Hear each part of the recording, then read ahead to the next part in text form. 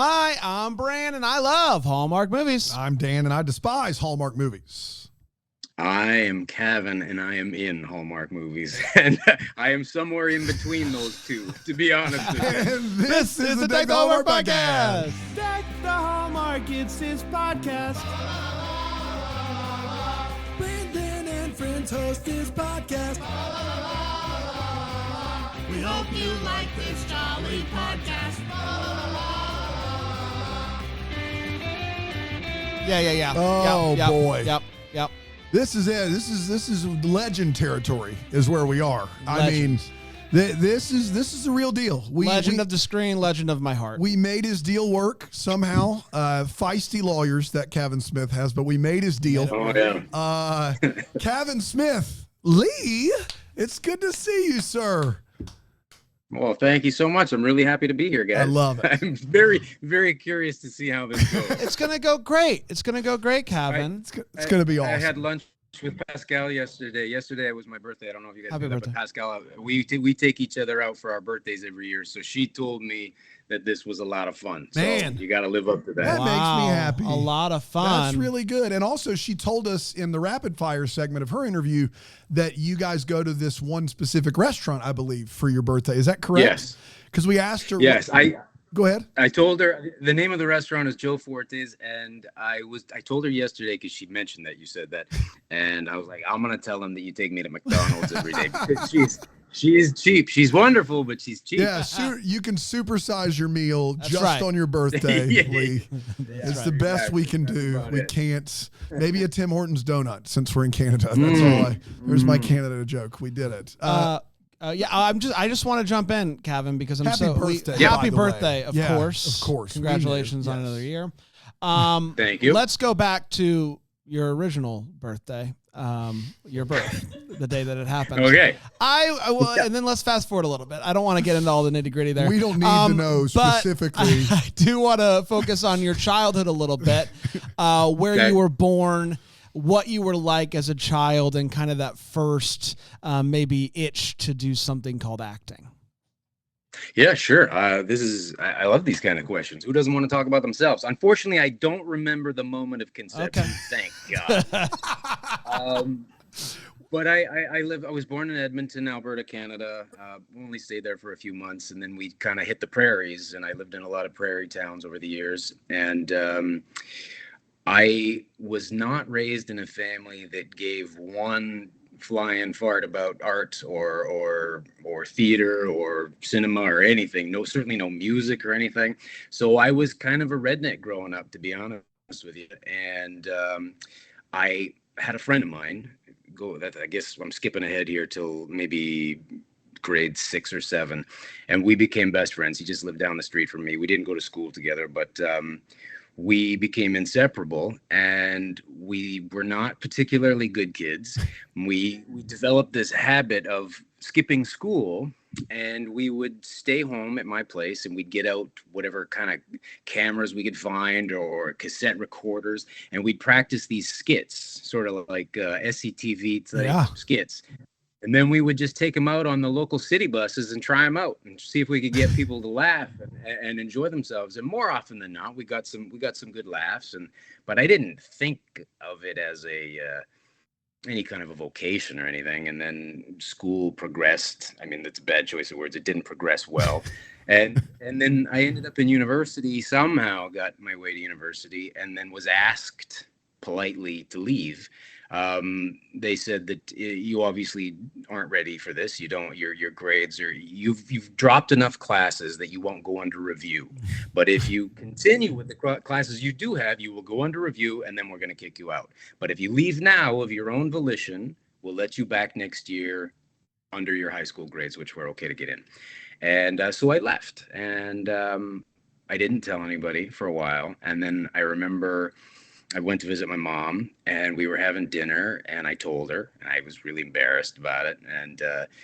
And she's like, okay, well, what's next? I'm like, I don't know. And then she said something that was very interesting. And she said, well, what do you like to do? What do you want to do? What do you enjoy? And I couldn't think of anything. I really couldn't think of anything. And then I thought, oh, what about those skits that I used to do with Ronnie? That's his name, by the way. Shout out to Ronnie. Ronnie. Yeah, still one of my best friends.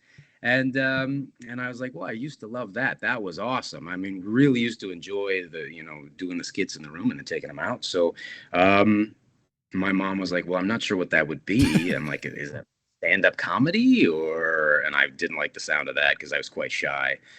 And she's like, no, I think that's acting. And I was like, okay, all right. And then that was kind of it. It took a while, but I went back to university and went back to performing arts and been knocking it ever since. Oh my goodness. The skits that you were doing, were these like things that you had seen before and you want to try to recreate them like some kids do? No, or were these like ideas that you guys are coming up with? Yeah, these were totally original ideas. We would be arrested today for trying any of them.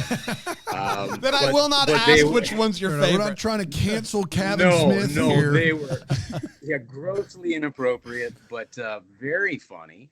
I mean, we could do them in front of kids. We weren't like that awful, but they were all ours, and we remembered these skits forever, and we still refer to each other by the names. Like if I send them an email, it's still one of the names from the skits and things like that. So it was, it really though did, like when we were on those buses, like it's one thing to be in my house in the basement doing these skits, but when we were out in public on the bus, the rush that we got, or that I got anyway, from doing these was like, oh, okay, yeah, I could see myself enjoying that. Especially so when I went back you're to doing unsolicited skits. Yeah. These people are just trying to get to work and they're like, oh, we're doing skits, huh? Absolutely. Yeah, no, they often, although every once in a while we'd get a guy or a gal who would come up and be like, you guys should take this on the road. That was really funny. Oh, so, wow. Yeah, some people really hated it and wanted us to leave, but some people laughed. That's really a tough crowd. That's Yeah. really like a really unique story that I haven't. Like I feel like if that would happen today, like kids would record it on their phone and maybe go and say, "Hey, watch this. Tell me what you think." Yeah. But like you had to go out and actually do it. That's like And you did really it in front of the toughest crowd. Like you don't know. Yeah, on that the was bus. a tough crowd. Yeah. Yeah, they were tough crowds. That is, I just assumed stand-up comedy at a place like the Cellar where people just can come and have been drinking all the day. Like this is harder. Yeah. Like you don't know if they're even right for your material. You're just like, we're going to roll with it. Don't even know if they speak English, to be honest. Yeah, with you. that give you the confidence you need. I do have a few questions. You said we moved. You said we grew up on the prairies, plural. Were you moving from prairie to prairie? Like what were your parents doing? In Canada, the prairies are basically everything in the middle. So there's like 3 or 4 provinces that are in the middle. And so I started in Edmonton, like I said, so that's Alberta, sort of like the Badlands kind of thing coming off the Rockies. And then we lived in Saskatchewan, which is dead center. And that's just wheat as far as you can see. And then spent some time in Manitoba as well before you get into the next kind of interesting looking range in Ontario. So it was my folks divorced very young. Okay. When I think I was 7, and I was raised by my dad, and so he got a job. We were living in I think Regina when they got divorced, and he got a job transfer to Calgary, which is where I spent most of my childhood in Calgary. So Calgary fan or Oilers fan, Edmonton Oilers, or do you care? Ooh, I did care when I lived there. I really bought into it. Yeah. But my youngest son is a real basketball fan now, so everything is basketball. Great. Good. Yeah. Love to hear that. We both love basketball as well. It's both passion for us. Have you seen the show Letterkenny? I got a good Letterkenny story if you want to hear. I would love to hear, but you said rednecks, and in my head, Canadian rednecks are the folks on Letterkenny. Like that's what that's a 1-to-1. But they talk really fast though, which is different than I'm from South Carolina. We pride ourselves on being rednecks, and we definitely slow it down some. But Letterkenny tends to speed it up. But that's what popped in my head. I didn't know if you'd seen it or not, but I'd love to hear the story. Well, first I want to make sure. Do you know those guys? No. Tyler Hines, who's been on the show a bunch, he knows Jared, who is the guy that created it, and he goes up and does stuff and like speaks very highly of them, but we've never met them personally. No. Okay, so I'll tell you my story because what do I care? So I was at this restaurant in Toronto, and I love this place. I go there all the time, and it's called Bar Isabel, a really great Spanish place. And I was sitting at the bar, and this guy's beside me, and the bartender was just doing his job and asking me a few questions, and asked what I was doing there. I said, "Oh, I'm actually from Vancouver, just here doing a quick thing. I think I was doing a movie out there with Kelly Martin at the time," and so. I'm kind of reluctant to start talking about acting in front of crowds and stuff, but I don't want to lie about it either. So I was talking to the bartender. There's a guy beside me, heard us talk about that. He's like, "Oh, yeah, so you would know me then." No, I'm sorry, I don't. Oh, He's boy. like, "Oh, well." And then he told me his name, and to this day, I don't remember it. And I was like, "Oh, okay." And I'm like, "Sorry, I still don't." He goes, you don't know who I am?" And then he mentioned the show, and I'm like, "Story, don't know the show." And he was, and I'm just an idiot. I'm the wrong guy to talk to because I don't know any shows. And if I did know it, I forgot it. I forget everything. And so, but he was a little tipsy, and he was so mad at me. He was so upset. Oh my gosh. He was so upset. So I looked him up when I got back to the hotel, and he was one of the guys who was the I creator love of the show. it. I'm like, This is fantastic. Yeah. And I just felt bad. your demeanor in the 10 minutes I've known you, I'm sure it was so kind and just like, I wish. yeah, man, I wish I knew could help it. you out. Yeah. I wasn't trying to be rude at all. It wasn't a big, nothing personal. It's dick just a no for me. No. I don't know. I'm sorry. I wish I did. And that's that's Do you how- want me to? I'm an actor. You want me to play along? I could be like, yeah. I love what you're doing all the time. And that's how he met Tyler Hines. That was a crazy story. That's right. That was really Yeah, cool. Tyler. Yeah. It wasn't Tyler. No, he Tyler. didn't create that. No. He just has gone up. Yeah, and, he didn't create Of course not. So you do the skits. You Yeah. talk to your mom. Your mom says, "I think that's acting." What's next? Because you're no longer doing school. No, but he went back. He went back for acting. I did go back, actually, a little segue. So the first thing I did is I didn't know that acting required schooling. I just figured, I'll take an acting class. So I was in and out of my father's house at the time. We had a tempestuous relationship. So He was not on board. I'm sorry to interrupt you. He was not on board with acting. No, not he wasn't, at least in the beginning. No. Eventually he got on board, but in the beginning he just thought it was the silliest thing in the world. I remember when I told him, he's like, "Oh, let me get this straight. You want to be the next Tom Cruise? Is that it?" And I was just like, well, it's not such a bad thing. I mean, I could do worse. But so I found an acting class across the street from where my father lived at the time, and I just signed up, and it was this little sweet old lady's house. She had she was a hippie lady, and her husband was a hippie dude, and he taught piano lessons upstairs, and she taught acting lessons downstairs. And so I joined, and I was all of about 4 or 5 classes, and we did a performance for everybody's families and stuff, and I was hooked from that point on. And then they all told me, "No, you need to go back to school. You need to get back to university or college or whatever, and go to a proper theater school and learn how to do it right." And that's what I did. What was the moment where you were like, what was the thing? What was the role that you got, the audition you went on, the play you did in university, whatever it was? What was the thing where you're like, yeah, this is freaking it right here. I'm an actor. This is what I'm doing, come hell or high water. Okay, I think the best answer for that was right after I finished theater school. Loved theater, and I really enjoyed it. I bought in hook, line, and sinker, all the academic classes. It's like I just turned a switch on in my head, and I went from being a lousy student to being a good student because I really liked what I was doing. Not just the acting part, even the academic classes. But when we got out, the whole way through theater school, I had a giant Achilles heel, and that's where the redneck part comes in, because I had no idea how to sing. I couldn't sing. I couldn't carry a tune. My family used to joke that we were all tone deaf. So even though I'd done some leads in musicals while I was in school and during, theater in the summertime and summer stock, it was bad. I'm not a good singer. And as soon as I got out of a theater program, I was like, I should probably focus my efforts on film, because to make it in theater, I didn't want to be broke. So I was like, if you're going to go into theater, you really got to be able to dance, you got to be able to sing, and you got to be able to act. And I could probably tackle dancing if I worked really hard. Acting's fine, but singing, no chance. So I just kept looking for film auditions, and this one casting director in Calgary actually had put in a call to our school and said, hey, do you have anybody that might be right for this post? She was just throwing a large net out, and they threw my name in. So I went in for an audition, and it was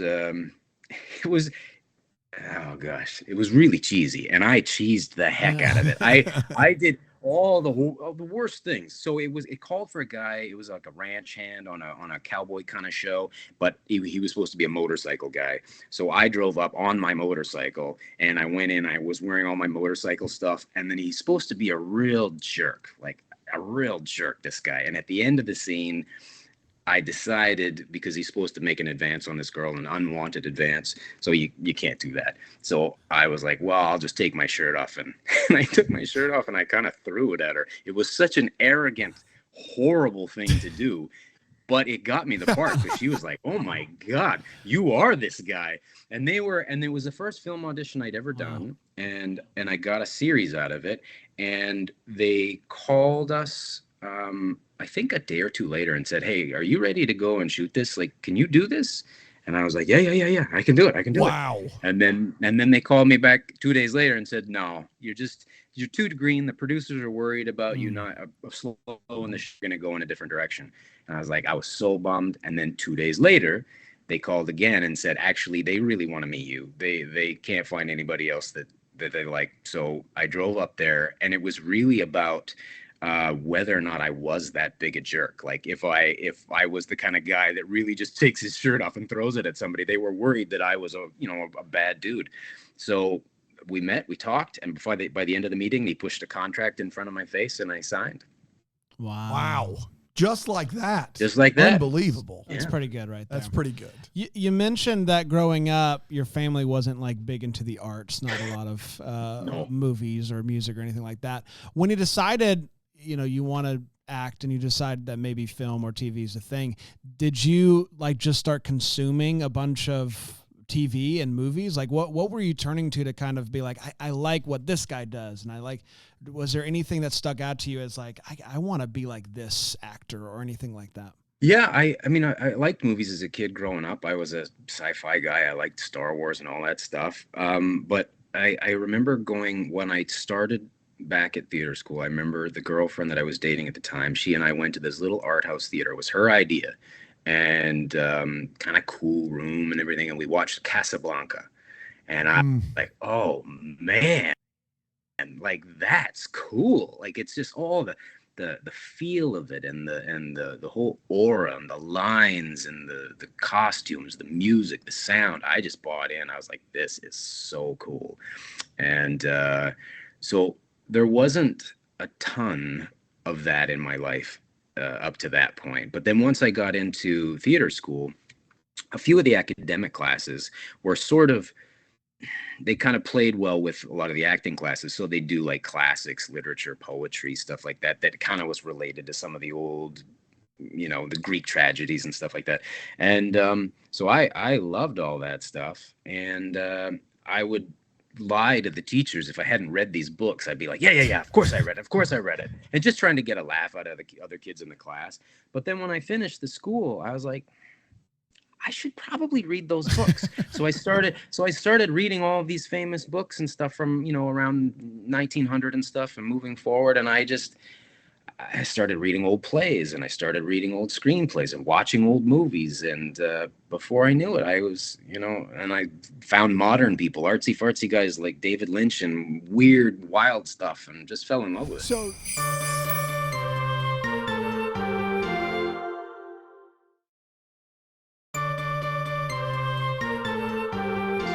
So you get out of school and you get this job immediately. You get this series.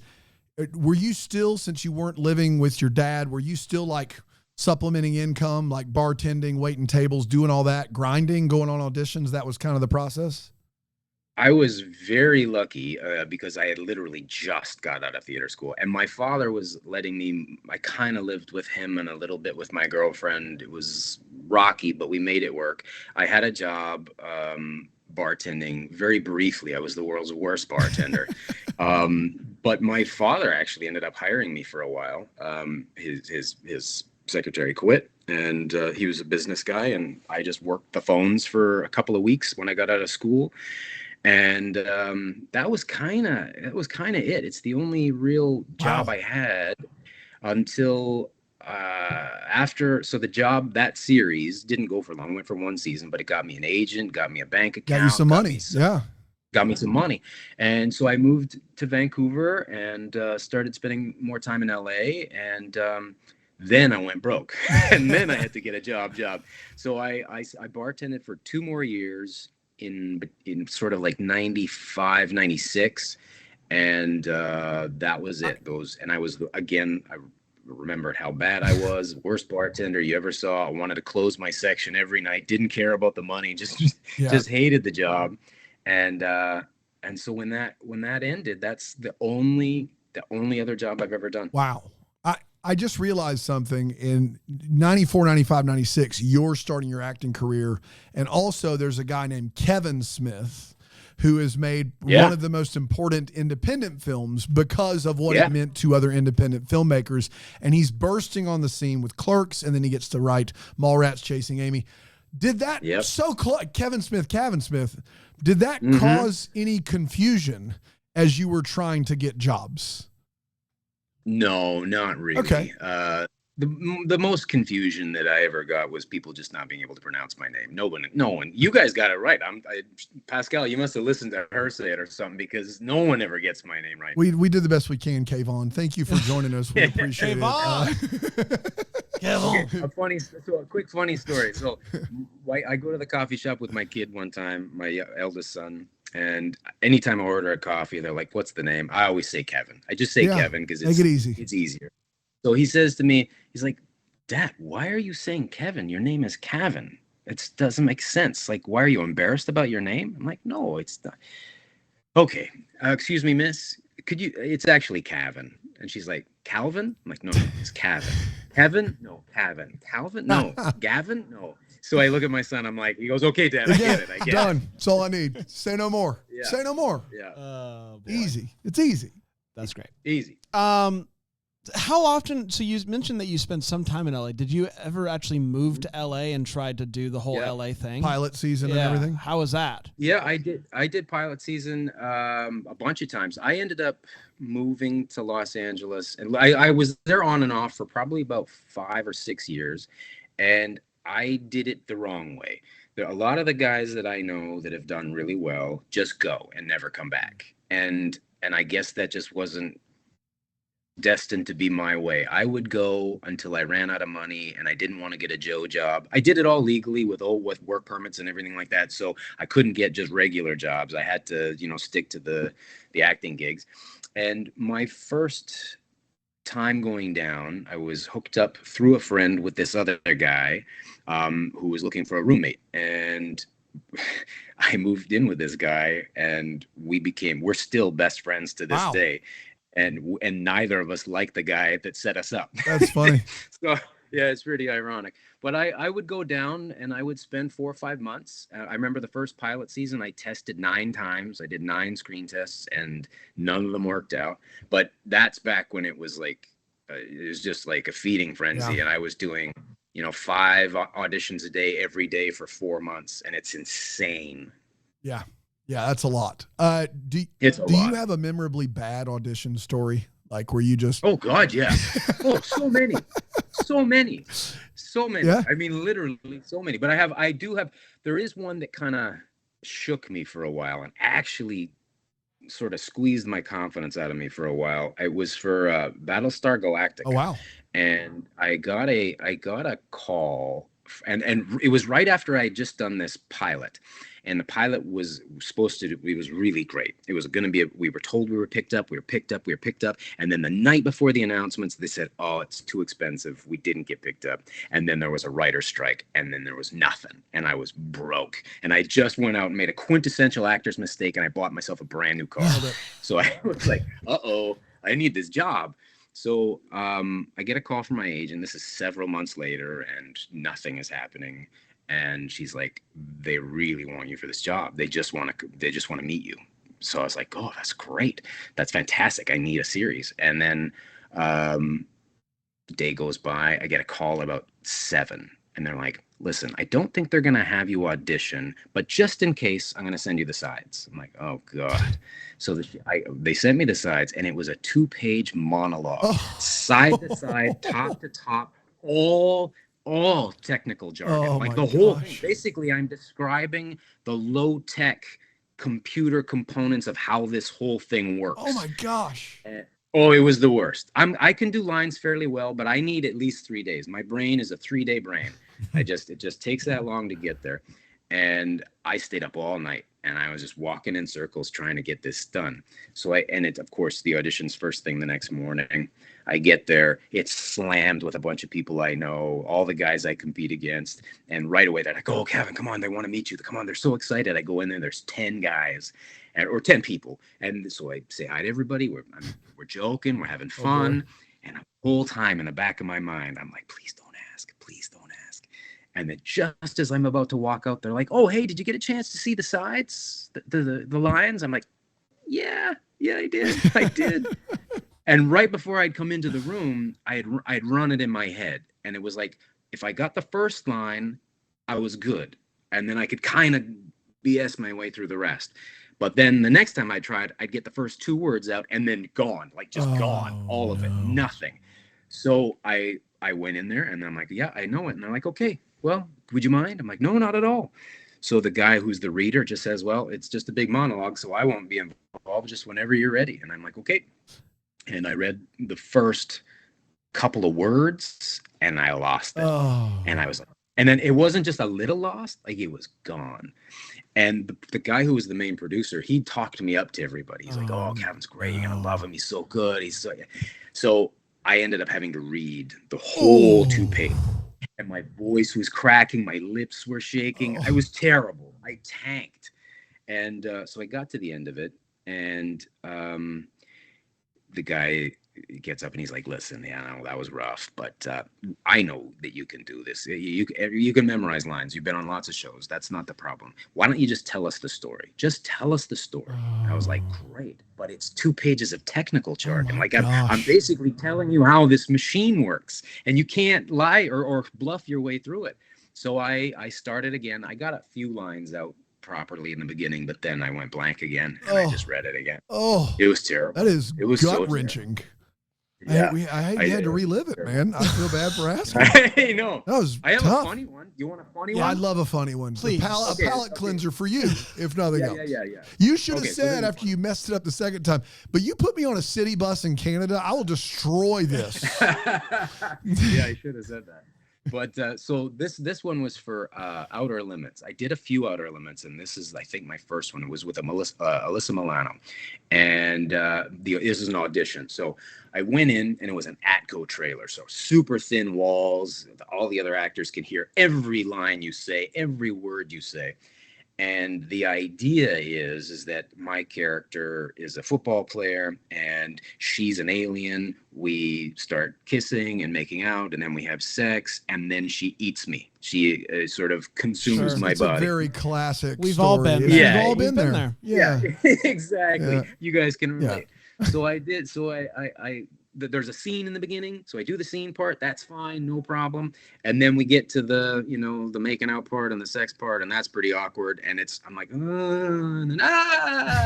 done. And he's like, okay, I understand it's a bit embarrassing, but I need you to kind of go for it. So the scene part was great, but then just, really get into the sex part, really get into the dying part, because we're going to do this with the early days of CGI.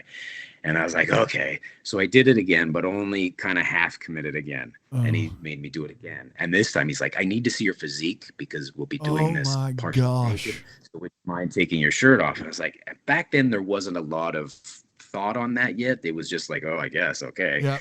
And so I did. And so we did it again and again. And again, and then finally, he says to me, he's like, "Have you ever seen that movie When Harry Met Sally?" And I was like, "Yeah." Oh my gosh! gosh! Do you know that scene when she's faking the orgasm in the restaurant? He goes, "That's what I want." And I was like, "Oh my gosh! Okay." So I go for it as much as keep in mind, I'm just a kid. I was probably 24, and maybe, we have that clip insecure. If we want to go ahead and play the. No, we don't. Okay, yeah. Sorry. It probably exists somewhere. But so I was so mortified by the end of it. I walked out the Atco trailers by the other actors, and I didn't even bother putting my shirt on. I just dragged it out with me and left. I got back to my house, and oddly enough, I got a phone call, and they're like, "Hey, so they really liked what you did, but they were wondering if you could come back and do it more masculine." Oh my God. It was so humiliating. I ended up getting the job, but he got the job. Kevin, I did get the job. Hey, can you play Meg Ryan from When Harry Met Sally? Yeah, it turns out we need it more masculine, if you can believe it. Yeah. That is wild. That's fantastic. What happened to the car you bought? Oh, I definitely had to take that back right away. Yeah. It was an Audi, and they were very nice. Oh, good for them. Yeah. Usually you drive those off the lot, you're in big trouble. But apparently the Audi dealership in Los Angeles, not their first time, I'm sure. No, this one was in North Vancouver. Oh, okay. Well, there it is, Canadian. That makes a lot more sense. They're a lot nicer. But Kevin, you're in Mission to Mars, and you are by IMDb, which could be wrong, 7 or 8 on the call sheet. So not a nothing like show up effect. Like you're in it. And this is heavy hitters. This is Tim Robbins, Don Cheadle, Connie Nielsen, Jerry O'Connell, and it's Brian De Palma directing, like legendary Brian De Palma directing. And so I don't ever like to do what was it like working with, but this is an exception. I feel like I have to ask you this question. What was it like working on a film directed by Brian De Palma? It was really interesting. He's a legend, and to go in there, again, I was still quite young, and Tim Robbins, Gary Sinise, Don Cheadle. These are big dudes, and it was a little overwhelming. And I happen to know I was quite good friends with 2 other actors on the show, 2 other Canadians I knew quite well, and it was interesting to be on at the time, if I'm not mistaken, it was one of the top 2 or 3 biggest budget movies ever shot. Wow. And like a huge, massive $100+ million at the time, or 200 was a lot. And it was wild to watch. It was interesting. Brian was an older guy by this point, and pretty set in his ways, and he could be cantankerous, which was really intimidating because you just want to do a good job. And then there was some. It was really interesting. It was a good experience in the end, but it ended up being not a great movie, and you could see why. It was a Disney movie, and why Brian De Palma is directing a Disney movie is beyond me. Well, I just remember it being PG, and I was allowed to go watch it, which when I saw the first trailer before it was rated, I was like, well, there's no way my parents are going to let me see that. And then it was a PG Disney movie directed by Brian De Palma, and there's definitely a clash of themes and styles happening there. But you got to work for that guy. You have that story now of 100%, for sure, 100%. It's unbelievable. And for my close friends, I know there are many other stories. Of course. No, I wish we were just hanging out at a bar. I think I'd get that was great. I think I'd get even more good stuff there. So we got to hang out at some point. I guess that's on the agenda now. So you would go to LA, you did some pilot scenes, you did all that. Do you remember what was the project, whether it be a series, regular role, or a movie or something, where you could finally like breathe a little bit as an actor, where you finally went, okay, I think I can actually be okay for a little bit? I don't know if that ever really happens, to be quite honest with you.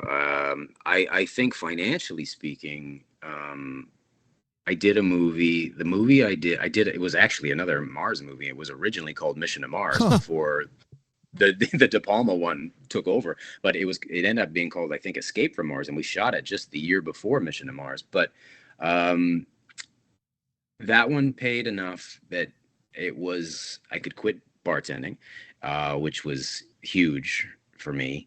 And then it gave me some confidence moving forward that I'm actually a professional at this now, and I can make enough money to survive and build a bit of a future. There were some other ones. I was recurring a lot. I'd done series leads on stuff, but I was really big on recurring things, and I'd be on 3 or 4 shows at a time. So it was never one show. Like, I remember I was recurring on 4400, Stargate, and Eureka all at the same time. Yeah, that was my question. You have 4400, Stargate, and Eureka. You combined to about 70 some episodes there. So that's pretty, for being recurring, that's a really regular paycheck. If you're doing all 3 of those at once, that's a lot. Yeah, it is. It definitely made a big change in me. I got more confident. I was able to do regular things like buy a house and pay a mortgage and do those sort of things. So you felt like a real professional. And, doing that many episodes, especially on different shows with different people and different crews, you learn a lot. You're always working with new people, different styles, different directors, different actors, and you see a lot. You sort of absorb a lot more. We've not seen Eureka, the two of you that you can see on screen. However, we have been told by producer Aaron, who produces everything for us, if we don't ask about Eureka, that she's going to Aaron, would you like to ask about... Would you like to ask about Eureka? What would you like to say, Aaron? Ask me anything. I don't know if I have any specific questions. It's just, it was a huge show for me when I was in college. Deputy Andy is phenomenal. There are a lot of times where I'm watching When Calls the Heart and I am picturing Deputy Andy in those situations. So that would be a fun crossover for me if we could bring Deputy Andy to When Calls the Heart. I don't know. I just had there's a lot of When Calls the Heart. I mean, not When Calls the Heart, Hallmark actors from there now. Like Niall Mater is on there. Is it Colin Ferguson has been on a few Hallmark. Colin Ferguson. I can't think of her name, but Niall Mater's love interest on Eureka. She just did one with Victor Webster last Christmas. So Erica Sarah. Yeah. I mean, have you had a chance to work with any of them in the Hallmark realm, or, would you like to revisit the Eureka cast in the Hallmark world?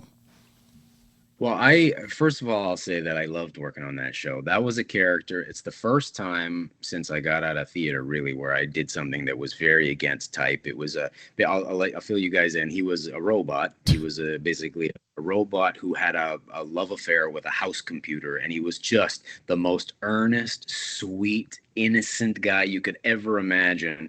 And he was so much fun to play. It was so different than anything I'd ever done before. And so that show, I got a lot out of Eureka. I really, really enjoyed that as an actor.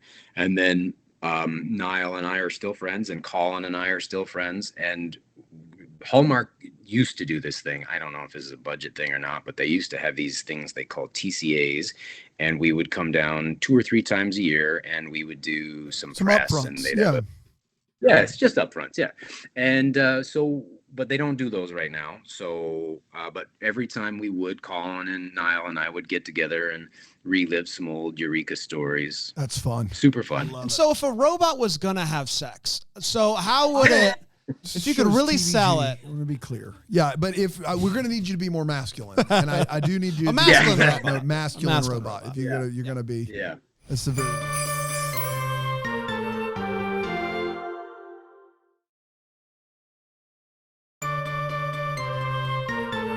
Shall we venture into Hallmark? Let's venture into Hallmark. What was your first role with Hallmark? How did you kind of enter into the Hallmark world?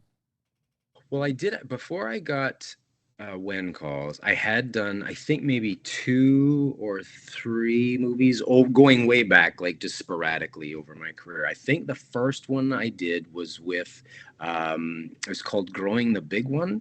Oh my gosh. The most unfortunate title. I couldn't believe they kept it. It is a wild movie. Yeah. I have no questions, Kavan. I have no questions about that movie because you seem wonderful. It's a giant pumpkin, right? They're trying to grow. Yeah. Why have you seen it? Because of Hallmark movie drafts. Oh, I see. We had to watch every movie that every When Calls the Heart star had done to rank them, the top 10. Oh, that's right. Yeah. Growing the Big One. Growing the Big One. The one. Yeah. It was actually, it actually was a lot of fun. It was a good time. Oh gosh, what's her name again?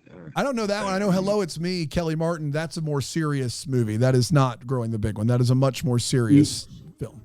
Yeah, that was, I think, maybe the second one I had done. Shannon Doherty, Kelly, I believe, is Growing the Big One. Doherty, yes, of course, Shannon Doherty. We had a great time on that show. She's a firecracker, but we got along great. And then when I worked with Kelly Martin, she's wonderful. Unbelievable. Yeah. Oh, she's so nice, and she's such an easy person to hang with, and I liked improv on set, and she was cool with that. But that one we shot that one in Toronto, and that is where I was shooting that one when that guy from Letterkenny kind of asked me. That's the movie I was shooting. You don't know me? That's fantastic. You don't know me? He was so upset. I love it. Yeah, I love that for him and for us. Yeah, now. For sure. Let's talk When Calls the Heart. Okay.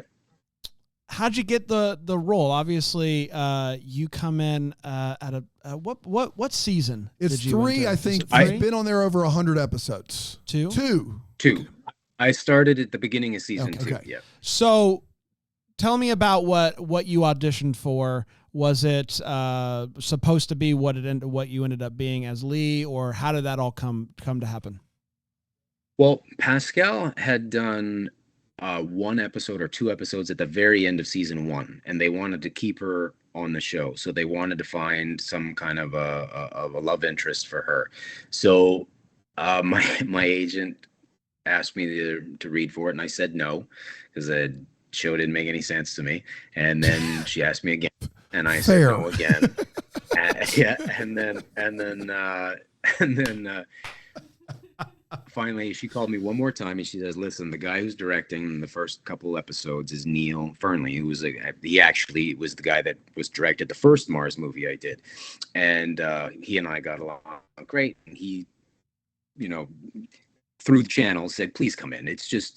Please come in and do this." So I was like, okay, I'll read. And he told me when I got there, we're just trying to see if there's any connection between you and Pascal. I knew Pascal because she was on the 4400 for a few episodes, and so we had met there. And so I was like, all right, okay. So we did it. And I got the job, and basically what they had told me is sort of what he was and what they wanted to do. And I guess it would have been on my maybe second episode or something. I still didn't, I'll be honest, I didn't quite understand what was happening. I didn't quite get it. So I remember I was off the side, and I just had this perplexed look on my face, like, what? And Martin Cummins, who plays Gowan, came over to me and said, yeah, he's like, "I know, don't ever quit this show. Don't ever quit this show." And I was like, I'm not in a position. I'm not the kind of actor that quits shows. I don't have that career. So I was like, okay, why? And he's like, because this show's going to go for a long time. It's going to go for a long time. Right? I was like, really? Based on what? Like, I'm watching this. And he was like, the fans. He goes, there's a group of fans that have caught wind of the show and grabbed hold of the show called the Hardys. And I was like, okay, I guess it's a pretty good name considering When Calls the Heart, but I didn't know anything about it. And I still to this day, I can't believe the only reason the show is still a show is because the Hardys. But they've calmed down a lot, right? They're not very chill. They're very chill group. Yeah. Martin's like, you think this show doesn't make sense? I do Riverdale. Yeah. And if I could sit you down and tell you about Riverdale, you'll be like, oh, this is I love that Martin Cummins is just spitting sage advice, regardless of if he's on set or off set. He's just, we've not talked to him, but he's on our list, man. Just fantastic. Yeah, that's great. No, he's great, and it was very. That actually made me what you just said about Riverdale. That's one of the things that helped me get through those first few seasons, because it really didn't make a whole lot of sense. I didn't know where we were or what we were doing on the show. And I don't watch a lot of television. So my wife sat me down and she's like, watch some of this stuff. So we just watched some episodic television, and so much of it, you don't know what's happening. Like, it's like, what is this? So actually I'm like, you know what? Our little show is not so bad. And then I started to buy into it a little bit more wholeheartedly. And then a weird thing happened is that after, 5-6 episodes into my first season, Pascal and I became good friends, and then our families became good friends. And then I got to know Aaron a bit better, and I got to know all the guys and Jack, and then we became a family, and we get paid to hang out as a group. And I'm sure everybody that you've talked to says the same thing, but it's no less true. I've been doing this for a long time. I've been on a lot of shows, and I could count on 2 fingers how many casts I've been, including crew as well, shows I've been on where people get along like this. It stems from Erin, because she's super nice and she's number one. And if number one is awesome, you can't get away with anybody else being a jerk. So everybody else, a trickle down effect. But it's like everybody's super tight.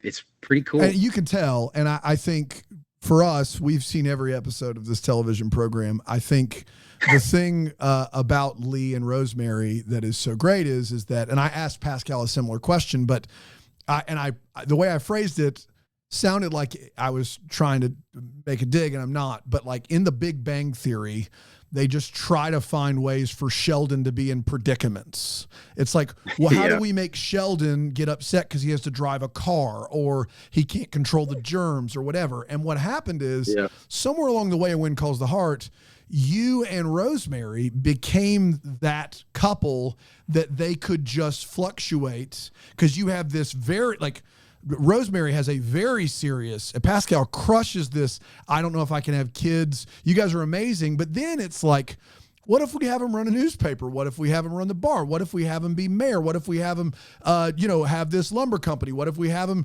negotiating deals with the mayors of other... Do you just walk in and go, as long as Pascal and I are on screen, we'll make it work? Don't worry about that. 100%. We'll make it work. Yes. 100%. Yes.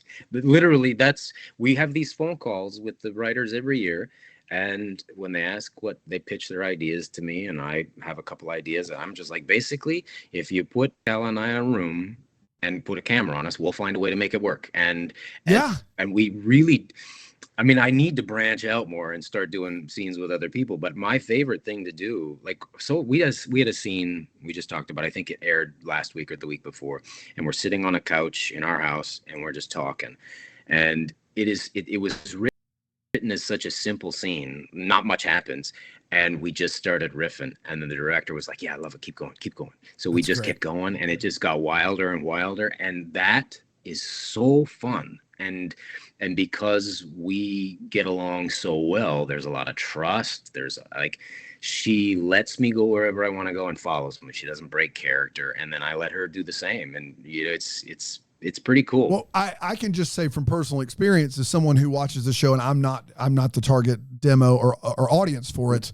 Last week, so much of this show is like, all right, just kiss already, Nathan and Elizabeth, or like just whatever, like Benson Hills, like, what are we doing? It's a mountain, like you guys didn't want the resort, now you do.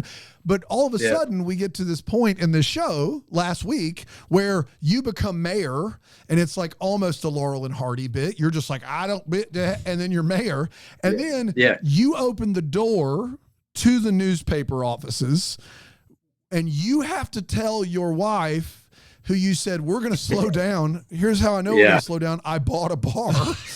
and you have to come in and go, you know how I bought that bar, and I've already bartended several times, which I told you I wouldn't do. I'm now mayor. And as you walked in, as someone who by all accounts, don't go listen to the episodes, but by all accounts doesn't like the show. I literally said to Brandon as we're watching it, this is going to be good. Cause I know what's happening. You guys are going to get to play. And it's very evident that like the show is best when it lets great actors just play. You know what I mean? Like, and it's very clear that you guys have earned that trust to be that kind of almost a catch-all for this. Like if they need comedy, if everything is too serious, Lee and Rosemary will bring the hijinks. If they need serious because this other stuff is all lovey-dovey and Lucas and Elizabeth are engaged and everything's going great, well, let's have this storyline where can they get to infertility? So like it and you guys, you just never, you look so comfortable. You relish those just oscillations, those giant oscillations from one plot point to another, and you take it with such aplomb, like you just tackle it, and that's so admirable. And you guys are clearly having the time of your life. Oh, thank you. But you know, it's so funny as you say that is literally what we pitch every year. Like that is what we want. We want to be able, because she and I laugh our asses off literally every day, all day, and it's great. But you have to have the yin to the yang. So what we love is to be able to do comedy and to be able to kind of have some levity to this show that would otherwise be heavy, but then balance it all out with heartfelt moments, like real heart, where you can actually see that because if they're just comedy, then they're farcical and it's only one dimensional. But if they can also really do like all the stuff with the kid and the fertility and, you know, where they're going with their lives, all that stuff, it's relatable and it's kind of real, and it makes the comedy a little less farcical, and you're like, okay, I get it. They're doing Desi and Lucy, and it's great, but I'll allow it because I know that when something real happens, they can go there too. Yeah. Is there anything that you haven't gotten to do on Win Calls in your many seasons that you hope to do? Maybe it happens this season or just in the future that you would like to do with this Lee character? Well, I really like the stuff with the kid. I mean, it's a long time coming. Pascal championed that. I'm kind of older, and I wasn't sure if I wanted to work with babies again. But my kids are kind of mostly grown up, and I forgot how much I missed babies. Like it was really sweet. So I hope that the kid still likes being on our show, and I hope we do some more of that stuff. On a more superficial level, my entrance to the first episode that I did is on a motorcycle. Right. And it's not really a motorcycle. It's a bicycle that they put a little electric motor in. But I've been asking to get the motorcycle back because I've ridden motorcycles my whole life, and they've given the bike to almost everybody else in town, and I would like Lee to get the motorcycle back at some point. Yeah, we love that. Didn't you sell the bike to Jesse, and then he left town? So. That's right. Yeah. That's tough. Yeah. Jesse drives around in that motorcycle all episode and then has the audacity to get mad when it runs out of gas and he's stuck. And I was like, buddy, come on, man. Two brain cells, rub them together. Let's go. What do you do? You learn something new every day. You learn something new every day. You do. You do. Are you, you tell about Martin in season 2 telling you about the Hardys. Are you still, I somehow am still surprised when something happens to see the response. Are you still surprised? Do things still happen where you go, boy, I just didn't see this response? Or are you just not that in tune with what the Hardys are talking about? Well, I'm definitely out of tune as far as my social engagement. It's not my forte. I'm not very good at it, and I don't read it, whether it's good or bad, because I don't know that it's good for my mental health. So I post stuff about the show, and I try to show the fans that I care and that I appreciate their involvement. But I'm always trying to get my kids off social media, and I don't want a dad that's sitting there doing all that. So I'm a little bit disengaged, but I also come from sci-fi. I've done a fair bit of sci-fi, and I did a few conventions when I was young, and I've seen, rabid fans, and I know what that's like. And I would say the Hardys are like the kindest version of they're fans because of the nature of the show being community coming together and not being driven apart and not fighting and war, guns or violence or sex, but they're fans because of the sense of community. And I, over the years, I've come to accept that that's why they're all there, and that they kind of come at it from the most lovely place. It hasn't been without some, animosity. I mean, obviously the stuff with the love triangle and Daniel leaving, and then, Chris and Kevin coming, and who's going to be the guy and who's not going to be the guy. And I know there's warring factions, and that part's unfortunate, but I mean, it is just television, and we are just making a show, trying to entertain people at the end of the day. So, I've said this many times, and it's true. And I, anytime I get the chance to say it, I do. Is that this show doesn't exist without the Hardys? They kind of are the lifeblood of the show. I think that we give them something that they like, that they're in the market for, and vice versa. We wouldn't be there without them. I can't believe I'm asking this because it's such a just a fan type question, but you've been so incredibly honest that I have to. When you heard she was leaving Lucas and choosing Nathan, like the first time this is a show that deals that peddles in monogamy, that peddles in chasteness, that peddles in very much like a kiss is pretty much permanent marriage. Yeah. That is Nathan and Elizabeth have not kissed yet, right? Mm-hmm. When you heard we've gotten kisses and we've gotten engagement, we got the baby Jack is helping propose. Hey, buddy. When you heard, no, we're not doing that right now. When you heard. Well, I don't know. I want to know when it was that they were like, so this year actually turns out Elizabeth is going to break up with Lucas and said, I never really loved you like that. And now I'm going to be with Nathan. That's who I had chemistry with all along, which she has chemistry with both of them. She has chemistry in spades. She's great. Erin is unbelievable at that. We've had a chance to tell her that she's amazing. But when you heard that, what was the reaction? I'm sure it was very oh, okay, I guess we're doing that now. But did you think, man, what are fans going to think? Because this is a big deal. Yeah, I definitely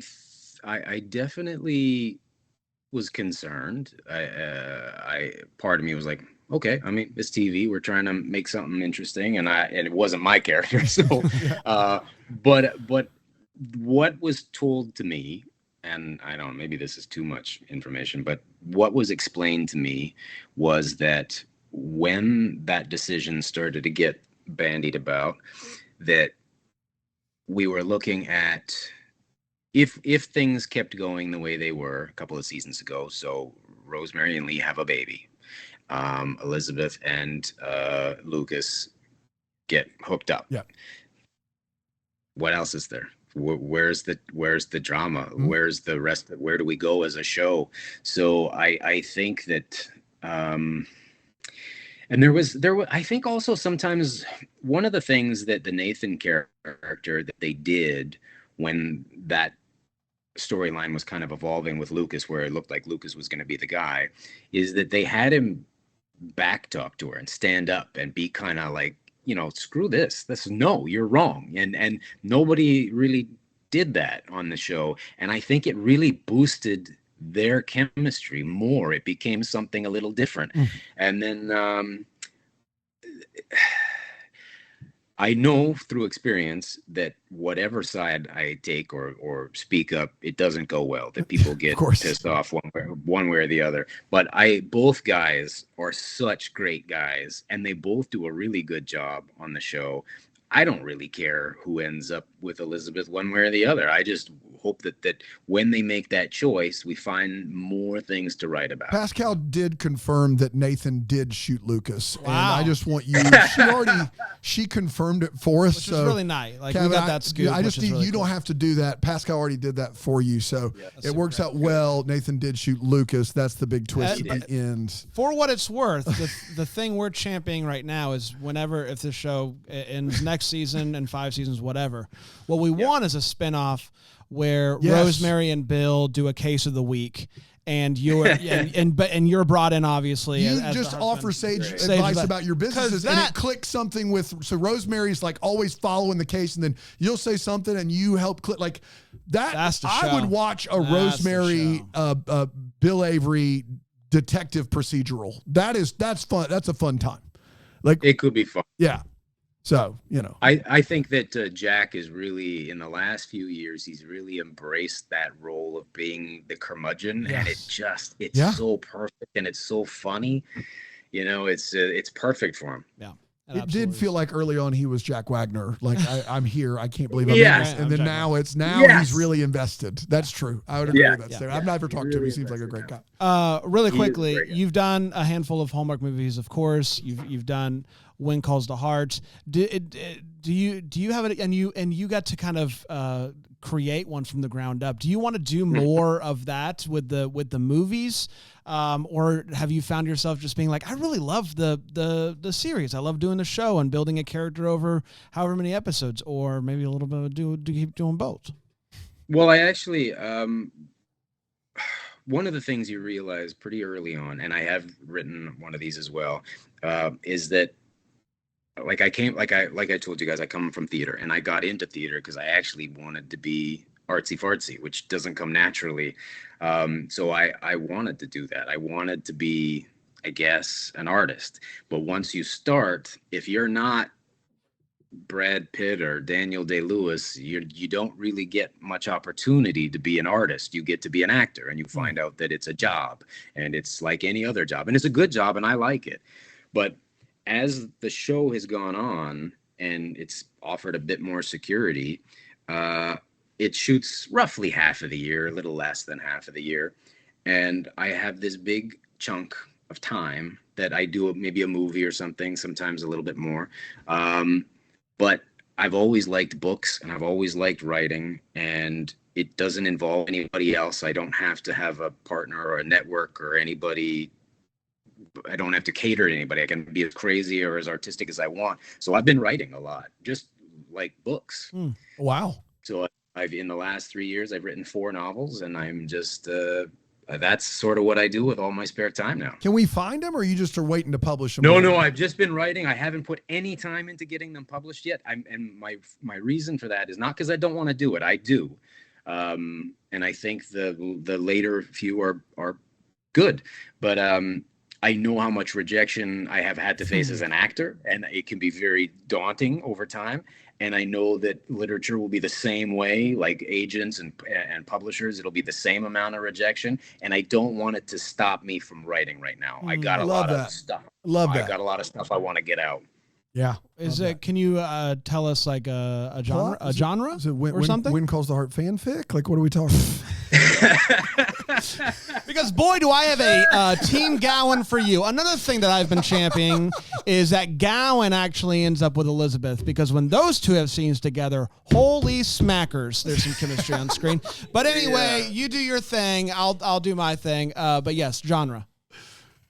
I guess it would. I mean, it's comedic in nature, but gosh, like combine Kurt Vonnegut with, like, it's weird like that. I like weird stuff, but as I'm getting more and more, this latest one I'm just working on is kind of like a retelling of my grandparents' lives. I mean, it's nobody knows much about them, so it's got some. The style is a little bit more artsy fartsy, but it's sort of piecing together their past, how they met in the war, and what led to some of the ups and downs in their lives. And I've made most of it up because none of my family knows.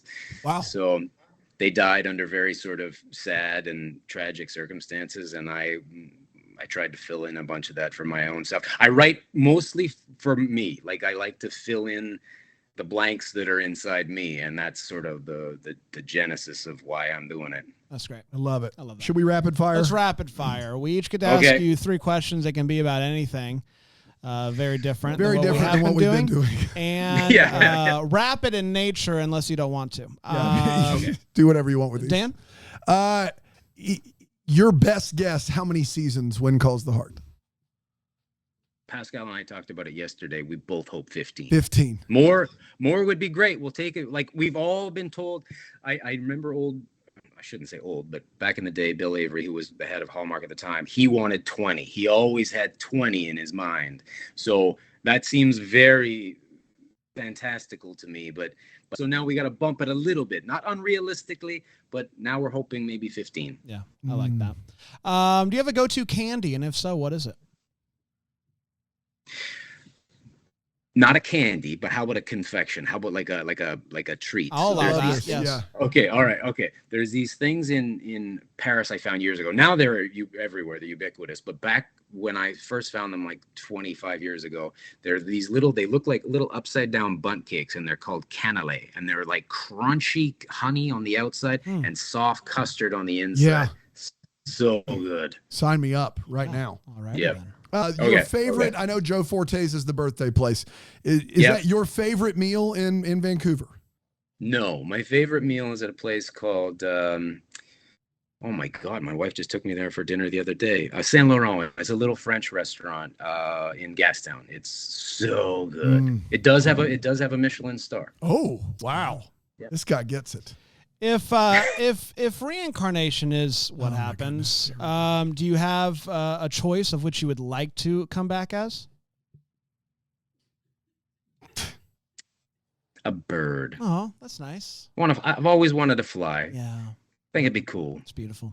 What's your favorite David Lynch movie? Oh, that's easy. Mulholland Drive. Oh. So I'm gonna expand on this. Please one. do. That movie's unbelievable. Go ahead. It's so good. So I went to see Mulholland Drive with a friend of mine. And this guy is sort of from my hometown, kind of rednecky and not that open-minded. And there were 17 people in the theater. We counted. And so they were all girls except for my friend Kieran and I. And we watched the movie, and it's a bit of a mind bender, and couldn't figure out what was going on, but loved it because it's just so sensual and so much, so artsy. And when it was over, one of the last things that happens is these little grandparents run out of a sandwich bag, and I'm like, okay, I don't get it. This is like, and we just started laughing. And the movie stops, it opens, the lights come up, and all the 17 people are just bewildered. Just like, oh my God, what was that? And we all start talking. And as we're leaving, the 17 people are kind of talking and joking and laughing. And then we all decide by the time we get to the street that we're all going to go for dinner together and talk about it. What? Yeah. So we all went down to this little restaurant that's about 2 blocks away. And the 17 of us sat down at a table and talked about Mulholland Drive for a good hour. This is my new heavens and new earth. Everyone in the theater has an experience together. They walk outside and go, can we continue this communal bonding? That's nice. Are you kidding me right now? This was in Canada. This was in Canada, wasn't it? Yeah. This was in Canada. There's no way it was in Los Angeles. There's no way people in LA no were way like, it was in Los Angeles. no, this was full. This is full. This is the thing is you guys with your health care and your community, it's just better. It's just better. And that's unfortunate. I feel good about a lot of what we do down here. We deep fry stuff better. We do it. Yeah. But you guys, that's unbelievable. That's nice. What a story. It's really nice. Yeah, it's a good story, right? I got one more, which is before we started this, we told you how we end the show by saying Merry Christmas. You said I love Christmas. So take us into like Christmas Eve at the Smith household. Do you guys have a movie that you watch every Christmas Eve, or some sort of tradition that you do together that you would like to share? I have a good Christmas tradition, and it's one that comes out of sadness, I suppose. But when my folks divorced, and like I said, I was raised by my father, and we split Christmases. So when it was my dad's turn, he had no idea what to do with us at Christmas time. He just no idea. So he for quite a few of the Christmases we had with him, he took us out to Banff, and there's this Banff is this little ski town just outside Calgary, and there's a castle there, big old castle hotel called the Banff Springs Hotel, and it is Christmas incarnate. It feels like the North Pole. And so when I started dating my wife, for our first Christmas together, I took her there, and then we got married there at Christmas. Wow. And then we've tried it's getting a little absurd price wise, because with inflation and stuff, I'm not sure how long we're going to be able to afford to do this, but if we have a decent year, I try and take the family to the Banff Springs Hotel. Wow. And we've been fortunate enough to go quite a few times. And so that's our big tradition, is kind of ponying up the money to try and go to this big castle in the Rockies and go skiing. And I love it. They gussy the whole place up.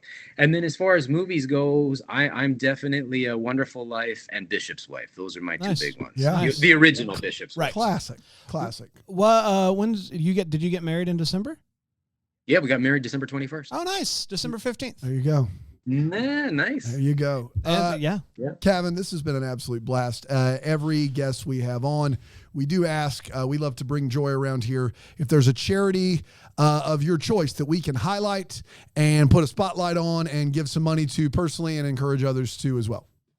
I will. Actually, a little story with this one too. Every year on our show, we have a contest to it's all around Vancouver. It's all the shows, all productions and shows have a contest so you can donate the most to the local Greater Vancouver Food Bank. And our show, our little tiny low budget cheap show, has won several times and donated the most to the food bank here in Vancouver. And like everywhere in North America, downtown's a disaster. And so food is at a premium.